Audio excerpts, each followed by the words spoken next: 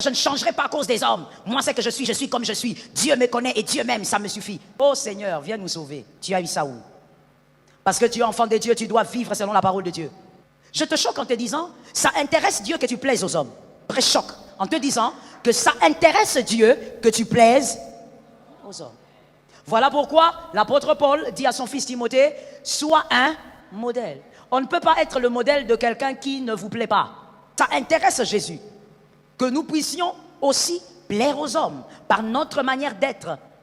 Que nous soyons des modèles. L'onction, ce n'est pas seulement tomber. Ce n'est pas seulement parler en langue. Ce n'est pas seulement vivre des miracles. Ce n'est pas seulement le prophétique.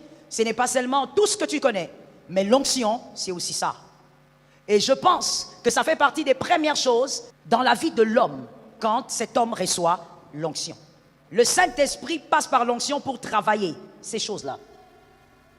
Il y a une phrase qui m'intéresse, commençons par cette phrase. Il dit que personne ne méprise ta jeunesse, mais sois un, c'est-à-dire malgré ta jeunesse, sois un modèle. Tu es très jeune, mais malgré ta jeunesse, sois un modèle. Même si tu as reçu l'onction à 12 ans, sois un modèle. N'attends pas d'avoir les cheveux blancs pour commencer à être un modèle. Sois un modèle. N'attends pas d'être marié pour fuir l'impudicité. Je dis, fuis l'impudicité, sois un modèle.